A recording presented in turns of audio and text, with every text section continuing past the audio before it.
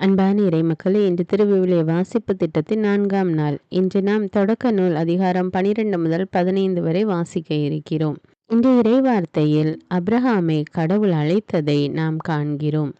பரிச்சயமானவற்றை விட்டு விலகி தமது வாக்குறுதிகளை நம்பி விசுவாசத்தில் நடக்க கடவுள் அவரை அழைக்கிறார். அப்ரஹாம் கீழ்ப்படிந்து நடந்தார். கடவுள் அவரை ஆசீர்வதித்தார். கடவுளை நம்பி கீழ்ப்படிதலில் நடக்கும்போது அவர் நம்மை தமது சிறந்த திட்டத்திற்குள் வழி நடத்துகிறார் என்பதை இன்றைய இறைவார்த்தை நமக்கு நினைவூட்டுகிறது. ஜெபிப்போமா. ஆண்டவரே, அப்ரஹாமை போல உமது வாக்குறுதிகளை நம்பும் விசுவாசத்தை எங்களுக்கு தாரும்.